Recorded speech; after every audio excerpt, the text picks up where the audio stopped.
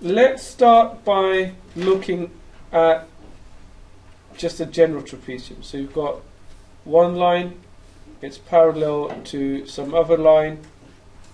You've then got some lines in between, something like that. Okay? And let's call this length A and this length B. And we'll call the width H, not W, and the H is not height, it's a width. I'll make that explicitly clear. H is the width. Okay, somebody somewhere decided H is going to be width. What's the formula for the area of this trapezium? Sorry? Why is it A plus B over H? Isn't it A plus B over 2 times H? A plus B over 2 times H. Is that okay? So you're taking the average length and you're multiplying it by the width. That's essentially what you're doing. Everyone happy with that? Yeah. Okay. Now let's pretend we've got a couple of these. Right? Let me put in let me try my best to do this. So say I've got one here, and let's do one every 3. 1, 2, 3, and we do another one. Let's make 4 strips. Okay, there's 4 strips. There you go. Let's put one at the bottom. So I've got 4 trapeziums lined up. Okay, let's join them together. Okay, so they've all got different heights. Okay, 4 trapeziums. With all of them, the width is the same.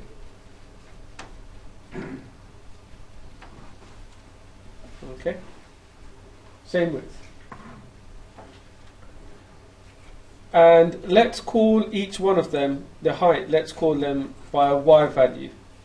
And I'll explain why in a second. y0, y1, y2, y3, y4. Notice for 4 strips, 1, 2, 3, 4, we need how many vertical lines? 5. We need 5 vertical lines. Okay? And that will come into play in a second. Now, if we were to formulate an area for each one, so if I call this area 1, area 2, area 3, area 4, then we know area 1 is y0 plus y1 times a half times h. Area 2 is a half y1 plus y2 times h, and then on and on. Okay? Can you give me an expression for area 1 plus area 2 plus area 3 plus area 4? In other words, if you add up all the areas, could you give me an expression for the sum total of all the areas? Just to be really clear, what we've got is, do you agree that the common factor in all of them, if you were to add them up together, what's the common factor in all of them? H, what else? And half. Half. Does everyone agree you've got h and a half in all of them? So can I just begin by saying you've got h over 2 outside the bracket? Is that okay? I mean, I can literally just write every single term up, but I guess you can see it. And then inside, we've got y0 plus y1, plus we're adding y1 plus y2, plus the next bracket, maybe I'll underline it to emphasize their bracket, y2 plus y3, oops, plus the last bracket, y3 plus y4. Do you agree that that's what we've got? Yeah. Right. And let's tidy that up a bit more. Is there a pattern in this? Yeah, there's 2 of y1, y2, and y3. Right, so there's 2 of everything except Y, the first and the last. Yeah? So you've got y0 plus y4 plus 2 times everything in between. y1 plus y2 plus y3. And there you have your formula for your total area. Everyone agree? But what if we were to extend this idea for n strips? Okay, for n strips, our area will be h over 2, the first term, the last term, plus 2 times all the terms in between. Do you agree? So I'll start off with y1 plus y2. How far do I go? Infinity. Sorry? You go to infinity. I can't hear you. You go to, technically you go to infinity. No, only if there's n terms. So there's a finite number of terms.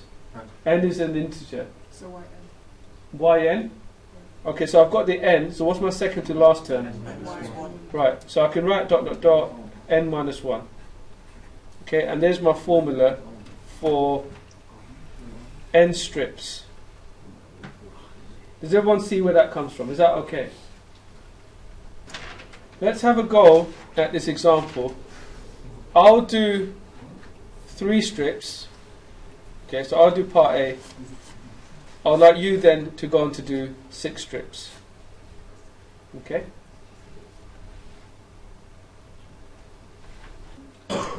Alright, we know there's 3 strips. If there's 3 strips, how many vertical lines do we need? 4 lines. So let me make a little table, X and Y. And where does this start? Can you just imagine what's going on? I'm going to integrate from 0 to 3. So here's 0, 1, 2, and 3. And we've got 3 strips. 1, 2, 3. 3 strips. So if there's 3 strips, I've got 4 lines. What's the width of each line? H is the width. And I've got 4 lines between... I've got 3 strips between 3 and 0. So what's the width of each strip? How do I work out H? What's the value of H?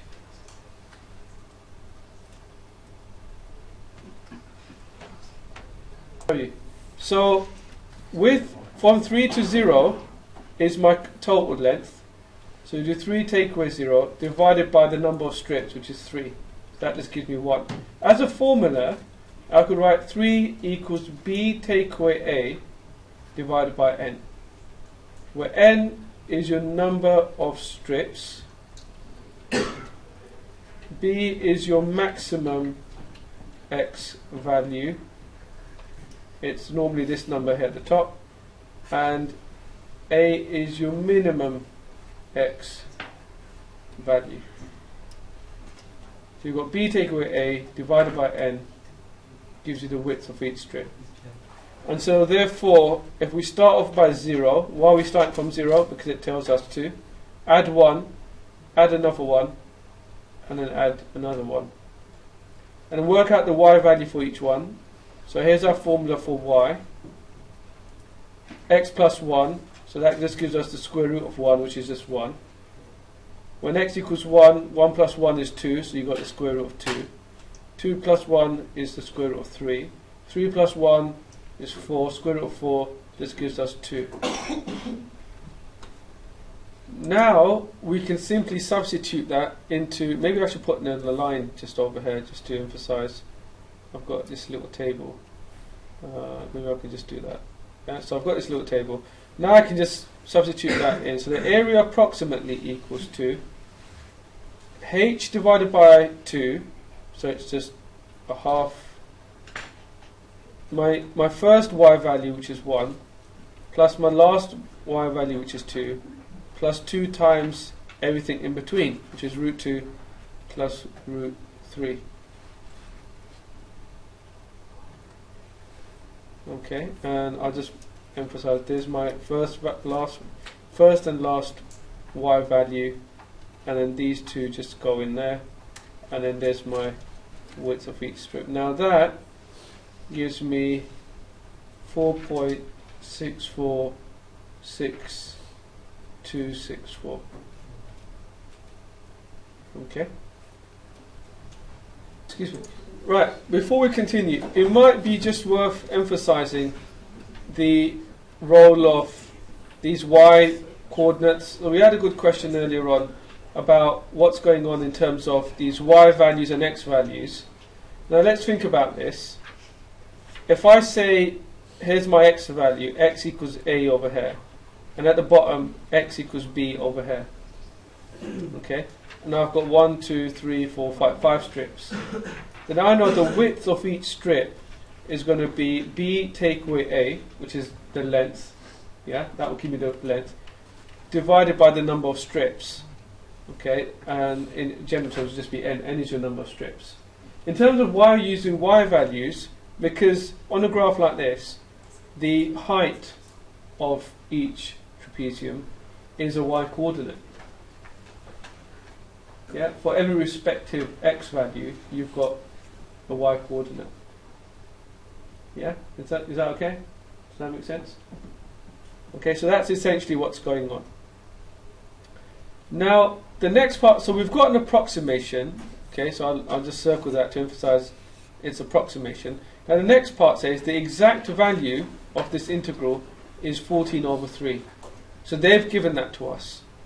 Okay, work out the relative error in each case and explain why the trapezium rule is an underestimate or an overestimate. Right, to work out the relative error, so let's just do number 2. The relative error equals the approximation, take away the exact value, divided by the exact value. And so what we've got is 4.646264. Take away the exact value, which is 14 over 3.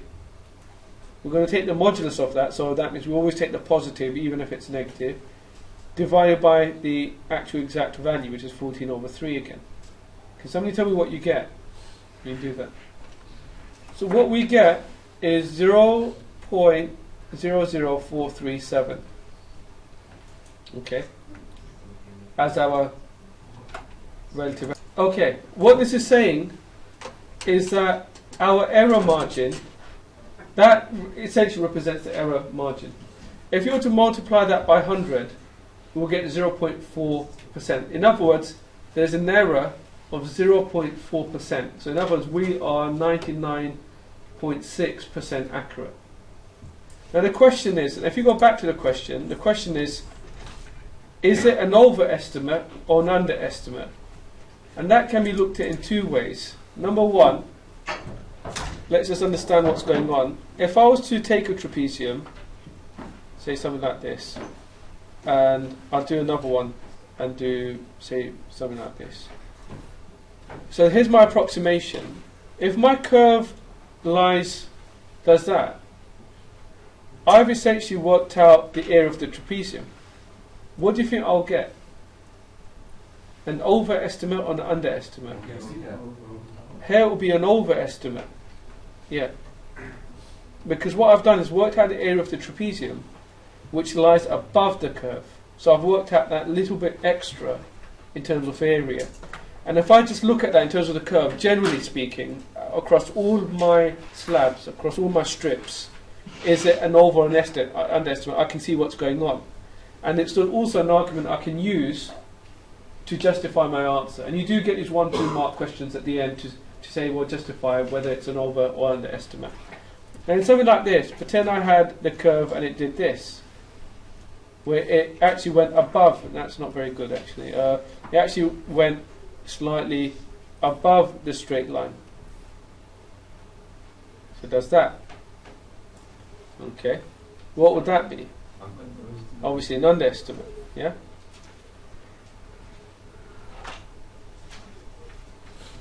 Okay.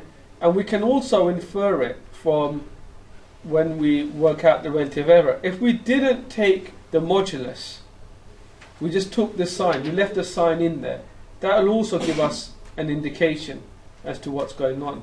Now, it just so happens the actual graph of what we're doing, 1 plus square root of x, looks like this. And so therefore, the estimate is actually an underestimate. Oops. Yeah, so we essentially have an underestimate because the curve, the trapezia lie under the curve. So let's write that in. Yeah, I'll just basically put this. The trapezia lie under the curve, therefore underestimate.